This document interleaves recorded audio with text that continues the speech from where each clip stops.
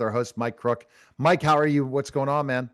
Man, I'm hot and sweaty. I just came from the gym. So, hey, you've shaved the beard, so you've got. Yeah, no, I was wearing the beard because I thought I'd get in the movie. It didn't happen, so the beard's off. I'll go back and forth from a beard and no beard. I Okay, have to change my identity sometimes. don't we all? So, anyways, we got a great show today. Last week we did podcast on brain health and what it is doing in this just revolutionary area of brain health. Today we have back Stuart Tomc as our guest, but we have Michael Lewis as well. And so instead of me introducing Michael Lewis and messing it up, Dr. Michael Lewis, uh, I'm going to let Stuart introduce him, and we're going to get into the details, like the really great details of this why brain health, what you can do about it, and it's going to be a real fascinating show. I've heard him speak so many times now. I mean, I've got it, I think fairly down pat, but our audience, this will be a first time for them, so it'll be really great. So, Stuart, hello again. How are you doing? Hello, Mike. Introduce Michael. I've never had a bad day in my life. Great to be back on the show. Good to see you, Neil. And Good I'm to see here to you. introduce you to my mentor and my hero, Dr. Michael Lewis, MD, MPH, MBA, is the author of When Brains Collide, What Every Athlete and Parent Should Know About the Prevention and Treatment of Concussions and Head Injuries. He is a graduate of the U.S. Military Academy at West Point and an Army Ranger. Thank you for your service, sir. And Tulane University School of Medicine. He's board certified and a fellow of the American College of Preventive Medicine and a fellow of the American College of Nutrition. A retired Army colonel, he completed postgraduate training at Walter Reed Army Medical Center, Johns Hopkins University, and Walter Reed Army Institute of Research. He's also the founder of the Brain Health and Education Research Institute. Dr. Lewis is considered the foremost authority on traumatic brain injury and Omega-3, and he's expanding his research to encompass the gut-brain immune axis. And it's truly my honor to introduce you and your audience to Dr. Lewis. All right, it's a pleasure to join you guys. I'm honored that you have me on your show. Awesome. Well, We're Mike, excited to have you on. well, I just want to jump right into it, Mike. And if you don't mind, this is your seminal paper. If you can kind of walk people through this and tell people about yourself. Yeah, it's probably a good way to introduce, where I've come from. After my training, my postgraduate training, I was basically an international infectious disease expert. The Army stationed me in Bangkok, Thailand. My job was to run around Southeast Asia looking for new and interesting diseases, and happened to be around when I did some massive outbreak investigations, like national level, and Nepal and the Maldives. But I was ground zero basically when SARS hit. And so I got all this experience, and the military said, come back and teach medical students about what you've been doing. And why would I want to do that? I'm having too much fun. They're like, well, we're the Army. We're not giving you a choice. And so I ended up back at Walter Reed National Medical Center in Bethesda, Maryland.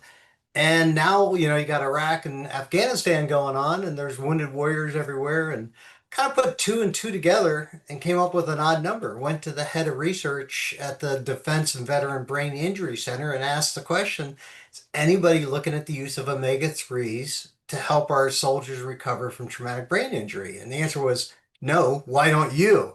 And I made every excuse I could. And he's like, but you're the only one asking the question.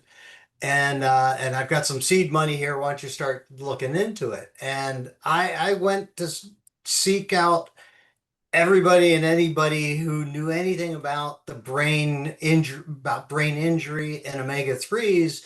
And there was only less than a handful of people in the world that really knew anything about it. I was fortunate that one of those guys who had been in the mental health space, if you will, for about 20 years at that point, was a guy named Joe Hiblin. He was a psychiatrist at the NIH. And, being a psychiatrist, he was interested in mental health, and he published dozens and dozens of papers about omega-3s and mental health. And we were having a beer one night, getting to know each other, and he said to me, he goes, if we could just draw blood on people before they commit suicide, we could answer a lot of questions. And I'm like, geez, why didn't you say that before? That's easy. And he looked at me like I was nuts. And I was like, no, no, there's 45, 50 million blood specimens uh, sitting in a freezer in Silver Spring, Maryland, with all of DoD's data behind it. How many do you think we need? So we put together this study that Stuart pulled up, and he'll pull up again. And what we found were two things. We found that active duty military had profoundly low omega-3 levels, particularly DHA levels. But even with that, we were able to separate it out and figured out that there was the risk of suicide death in young active duty military. The risk of suicide death was 62% greater with low omega-3 status. It was a bigger red flag than any mental health data that, like I said, we had access to all of DoD's data, and whether it was mental health diagnosis or even visits or whatever, nothing even came close to what is your omega-3 status. And you'd think the Army would jump all over that, right? But they didn't. Four-star general, the vice chief of staff of the Army at the time, called me into his office to teach him about it. It was, he at least had the curiosity to want to learn. And I told him, you cannot mandate that people take fish oil. And he goes, well, why not? And I'm like, it'll get derailed. Congress will get involved. Anyway, you can't do it. But I said, what you should do is you should mandate testing. Because if soldiers know what their levels are, they'll do something about it. They'll get competitive. Like, who can get the better level? Your squad leader is going to be looking at everybody's omega-3 status and say, "Hey, Jones, you're slacking. You pick it up here a little bit." And I thought, that was going to be the answer, but I got shut down. I got shut down by the military medical complex, if you want to call it that. I got emails that were not intended for me, forwarded from the Surgeon General of the Army to the head of the research command, 3-star to 2-star and so on, saying, how do we shut this guy up and make him go away? Amazing, amazing. The government and the people who are involved in it would do something like that to stop something that's going to be very good and healthy for the men who are serving, our frontline guys. It's just amazing. And we're just talking nutrition, right? Yeah. And that was part of the issue, is like, well, how can nutrition help people? You're going to use nutrition to decrease the amount of suicide in the military, go away.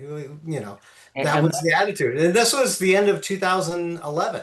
So it's not like it was yesterday, and it's not like we haven't continued to have military suicide. I just want to reemphasize, this is young, healthy, active duty military, and we're talking about 100. We had 800 suicides we looked at over an 8-year period, and I didn't realize, we went back and we looked at the data again, there was 3,300 suicides during that period. We only looked at 800, but there were 3,300 suicides on active duty. These are not the 22 veterans a day. This is active duty, supposedly healthy people. Wow. I mean, that's a tragedy. Yeah. It's 1.5 a day. So almost 2 suicides a day in active duty military. And so from there, where did this lead you to? Where did you go with this, and how do we get to where we are today? Well, I had a couple of things happen. One was I had enough time in to retire, and so I could see that happening. That the writing on the wall. I was like, I'm going to take my ball and go play elsewhere. Screw you. I'm going to go find a team that's going to help me do this. And I thought I had the team. I was getting hired on by the largest algae oil based company in the world that pioneered the algae omega-3 technology. and I was coming on board as their chief medical officer, but the company got bought a couple weeks before I started, and my job disappeared. So, all right, well, I got to figure that out. And I ended up with Nordic Naturals, which is where I met Stuart Tomc as an advisor, not as a, as an employee or anything, but I was an advisor to Nordic Naturals, and I thought that, the largest fish oil company in the world. And a lot of good things happened. The people that I met, that my growth and understanding omega-3s was tremendous because of Nordic Naturals and people like Stuart Tomc. And Stuart and I tried to get testing as a system for Nordic Naturals, but I think we were too early. People didn't really understand the importance of testing. And it wasn't until about a year and a half or so ago that a Norwegian company came along. Stuart got introduced, he introduced it to me, and they have a home-based testing, and it's really changed everything. It's what I call kitchen table medicine. You can test yourself at your kitchen table, go online, order things. Amazon, of course, delivers right to your doorstep. It's, to me, this is the future of medicine. Test-based, personalized kitchen table medicine. So what are you seeing happening now within the community of people who you're treating or working with, or at large now, since you have the test base? What results are you seeing now with, because I mean, you've got the tool that you've been wanting. Where is it going from here? Well, I think the real big immediate future, and I say in over the next year to a couple of years, is really shifting the focus from the brain to the gut. To me, that's a really big leap. Um, and I don't mean it like we've always known, gut health, and I say gut health equals brain health. We always have known that, but we've never been very good at testing about it or really putting it into applicable ways. Where Zenzino, this Norwegian company, built within the research and development. I mean, how many nutritional supplement companies have a research and development uh, ability? Not many. But in-house, they came up with a blood-based gut health test that I think is going to be a real game changer. It's not, go give me a stool sample and measure what's there. And that's important. When you go to your functional medicine doctor, your naturopath or chiropractor or whoever, they're going to give you a cup and say, give me a sample. And that tells you who's there, right? What bacteria are present, good, bad, and ugly. But this blood-based gut health test it's a proprietary system looking at the metabolites of tryptophan, which tryptophan, when it gets broken down by the body, either goes down an inflammatory pathway or a healing pathway, and has a big impact on brain health and also gut health. Do you have a leaky gut? I mean, a stool sample is not going to tell you if you have a leaky gut, but the blood metabolites will tell you that, and I think that's going to be a game changer. So in and my audience probably doesn't know this, but golly, almost 2 decades ago, I was diagnosed with sarcoidosis, and so sarcoid for short.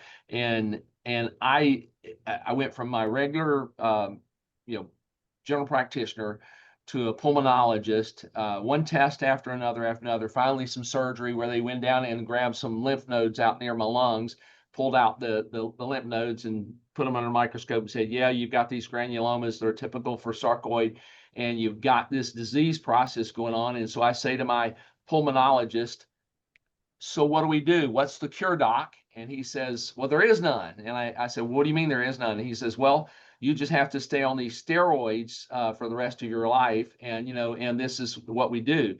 So, I did a deep dive, began to do a lot of research, talked to a naturopathic medical doctor, and she said, you're not my patient, but I'm going to tell you the process of the disease. So told me about what the disease was, highly inflammatory, said, you need to get on every antioxidant in the kitchen sink. to treat this, to get rid of it. And she said, I bet you if you do some research, you can find one that actually works with it. So long story short, that was a beginning of my journey towards realizing that there's things that you can do outside of medicine that are there. But I go back to for the next 5 years to my pulmonologist, doing tests, just proving that I'm healthy, proving that I don't have sarcoid anymore, probably just primarily for insurance purposes. My wife, the nurse who's in the medical world, says over and over again, you need to go and you see your pulmonologist, you need to go see him. And so I'm going to see him. But every time I'm there, I'm going, Doc, I've got the answer. There's this stuff that's going to fix you here now. And he would say, well, I'm a medical doctor. I don't do that stuff. So it was almost depressing in the fact that here is an answer. And he had told me that, he had at least 20 or 30 patients a year that had sarcoid. And I'm going, well, that's 20 or 30 patients that can be fixed. And I even had recently a friend down in Southern Florida who knocked over something off the desk here. But anyways, who has sarcoid. And I'm trying to tell him the answers that I found. And he goes, well, my doctor doesn't talk about those things. And I'm going, so is there any hope for the traditional medical market to start using these, because there's now a medical test, a blood test that can prove to them that this is here? Or are we still stuck in the world of the naturopaths, the chiropractors, the homeopathy? Is there hope for that world to open up their minds and see that there's something here? Well, I think you bring up a couple of really good points. One is that, traditional MD, osteopathic, allopathic doctors are not trained in nutrition. And I think we're seeing with the current administration that they're trying to change that. There's the newest medical school, MD degree medical school in the country is the Alice Walton School of Medicine in Arkansas. And they're very much focused on nutrition and whole health. Will that become the standard? Nutrition, I mean, when I went through medical school, nutrition, okay, well, write a consult for the dietitian. And, doctors don't do nutrition. And that was the answer. And so I think that it's unfortunately way slower than what I think it should be. Like I said, I published that study in 2011. We're still not getting very far in that. But I think the awareness, just like, we were talking before we started the show, like CTE and football players, the NFL or pro wrestling. Yes, I had multiple concussions, but I thank goodness I am a brainiac that keeps my brain going every day. I also do a bio-neurofeedback using the Mendy, which is unreal. And I could just see the changes in me from that. I also got a brain scanner. So I'm big into the brain for those things for sure. Well, yeah, and absolutely. And I think that, 10 years ago, or even go back to 2011, we had our head in the sand about CTE. And that I think has changed, not the leaps and bounds, but I think it has changed the awareness. So things can change. People can open their eyes and see that there's more out there. I mean, I kind of laugh. My father was a small town general surgeon, and every morning, every morning there was a bottle of vitamins sitting at the breakfast table, and so I've been taking vitamins my entire life. Didn't understand why for a long time. I'm very traditionally trained. I was going to be a surgeon like my father.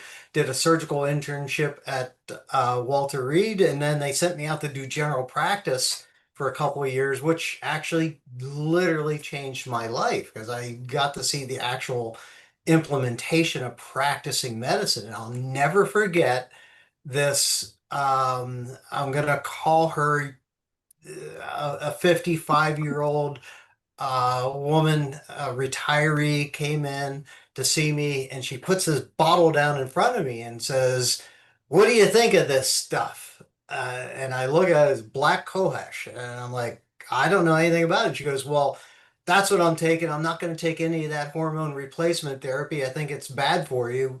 But this black cohash I think will help. And I said, something clicked in my head. And I said, you know, let me look into it, make an appointment, come back and see me next week, and let me look into it, and I'll tell you what I think. And I went to a health food store, and every day after work, I would spend an hour or so with this Indian, uh, Asian Indian guy who owned the store, and he's like, here, take this book, take that book, and he became my teacher because I had an open mind about it, and you don't see that particularly a lot in traditional, if you will, medicine. So it takes some thinking outside of the box. I mean, who would think about CTE and brain injury and concussion, and using fish oil and omega-3s and nutrition? Well, I just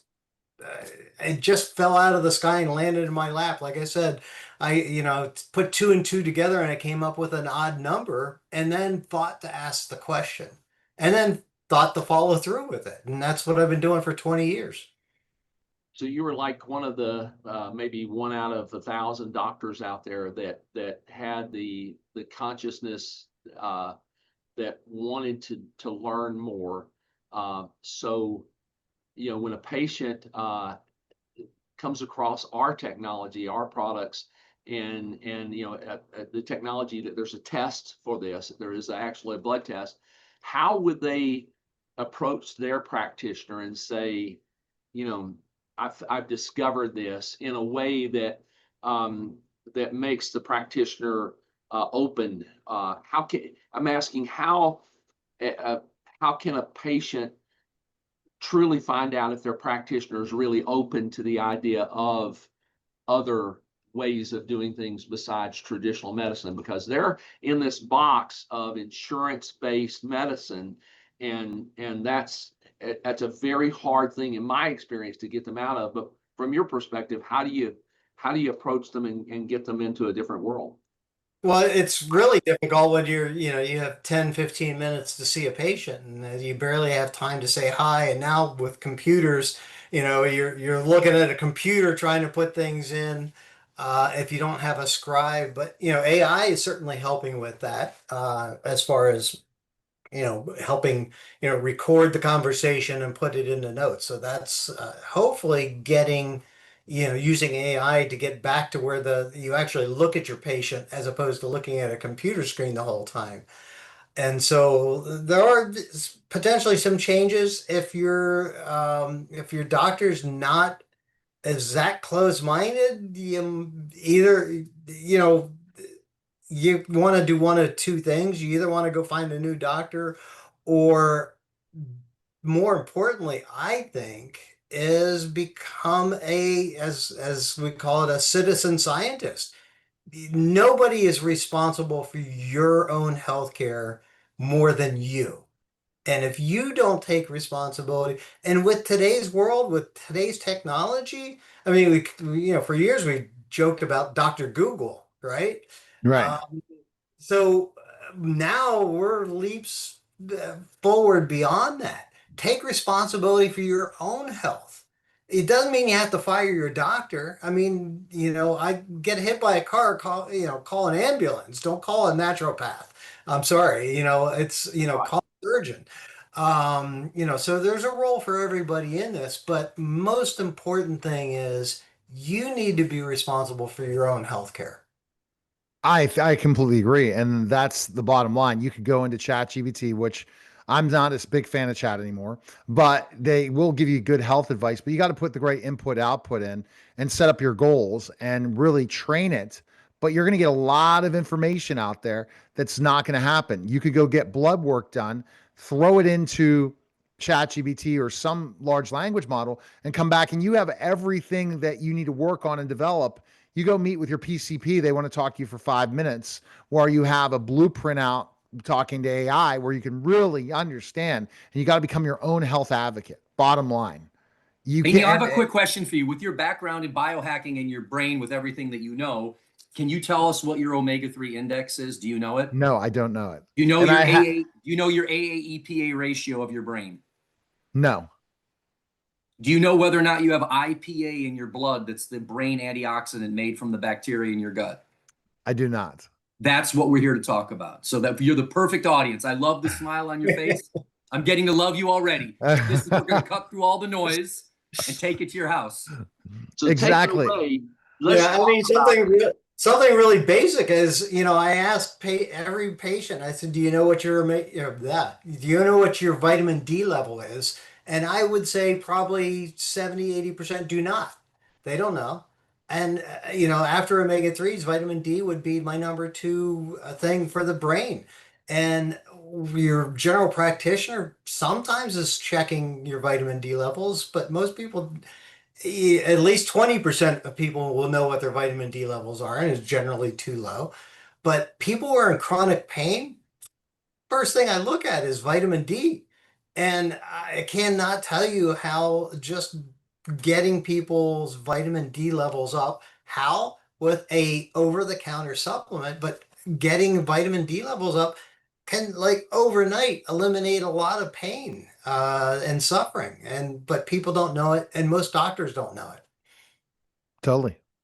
It's it's interesting. And see, when you talk about these levels, say, okay, and then tell me, Stuart, I'm going to ask a question to Stuart because he threw me under the bus.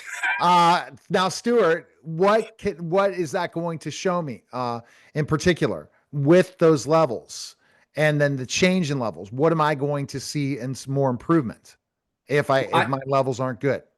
Well, I always defer to the doctor, but we have a biomarker for blood pressure. Do you guess your blood pressure? If you have a thyroid issue, do you guess your thyroid levels? No.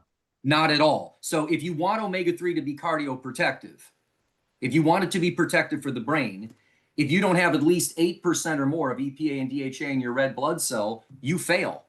And the risk reduction going from, say, 3% or 2% to 8% is like a 10x risk reduction. It's the single most modifiable risk factor after quitting smoking. So we've come out of an industry where people say, I took this and I feel better. That's kind of antiquated. When the voices come out, Mike, I'm having fun. And then with this IPA, what we've learned with this gut test, there is a compound made by very healthy bacteria, only when you're very, very healthy, that goes back up into the brain and helps to scavenge free radicals up in your brain. This is totally different than copper and magnesium and selenium and zinc that are needed for the antioxidant enzymes in the brain to protect omega-3. We've now identified a molecule called IPA that actually goes back up into the brain, and it's a suicide scavenger.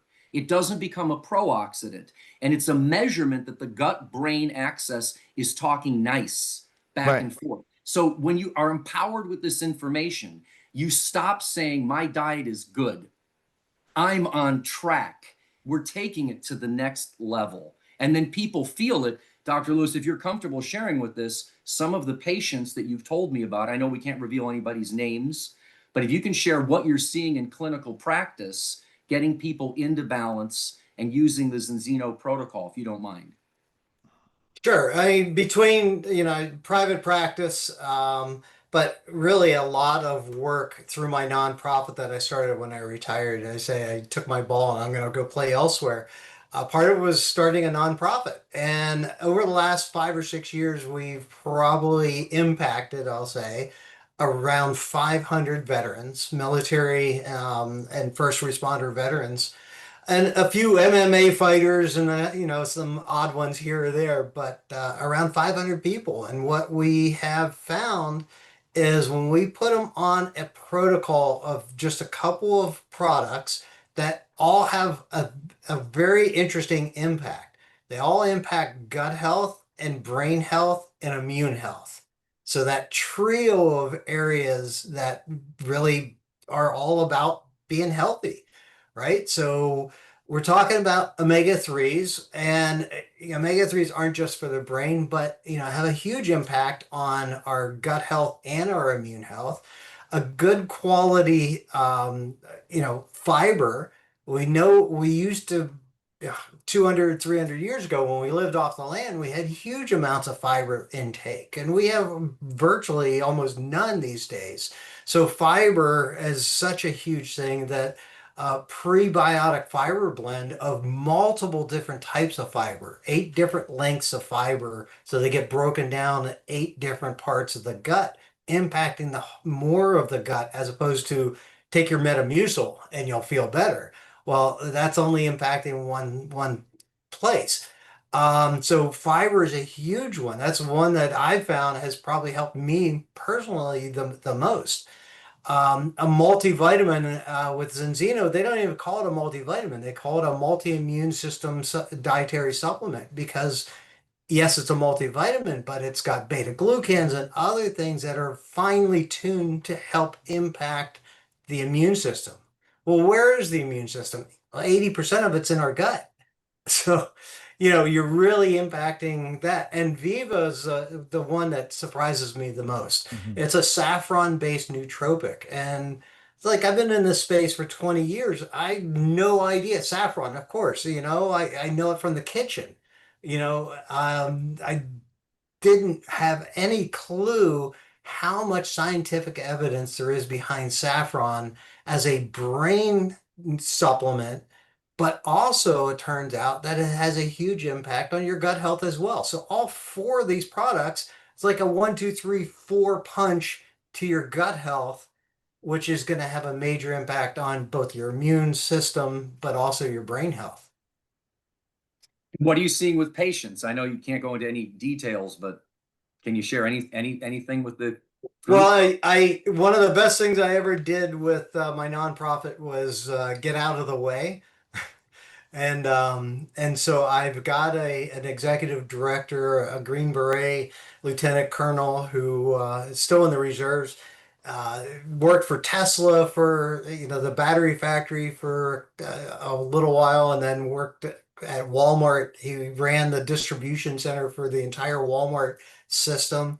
And he's my full-time executive director. And so I got out of the way and he just continues to make things grow and grow. And I asked him, so like, I'm not seeing many patients. You're not sending many patients to me. And he goes, it's because the nutrition's working.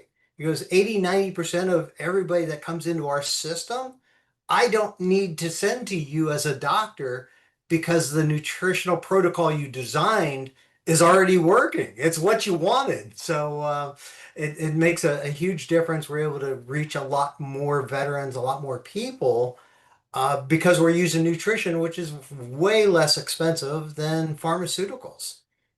Yeah, of course, we use pharmaceuticals when it's indicated. I'm not an anti-pharmaceutical person at all. But when you can impact 80% of everybody with nutrition and nutrition alone, makes all the difference in the world. It's unbelievable. We are running out of time. Mike, what information again you bring on the Mike Crook Show. Thank you again, Stuart, for that information. And Dr. Michael, a great conversation today. We're going to have the links in the show notes. Reach out to Mike or myself if you're interested in what Stuart and Michael are doing and Dr. Michael are doing. And I really want to continue these conversations going. So we're going to have to keep this going because I find this fascinating. And, Stuart, I know my testing is not going to be great. I'm not calling myself, I am biohacking now later in my life at 53, not earlier. And when I started to finally look at my health, I've kind of reversed aging. I look younger now than I did when I was 48. So I'm understanding exactly how important it is to really put your health first. So definitely appreciate it, guys. And thanks again. My pleasure. Mike, any other questions before I go? No, we'll All right. see them again tomorrow. All right. I can't wait. All right. That was the special simulcast of the Neil Haley Show and the Mike Crook Show, guys. Take care.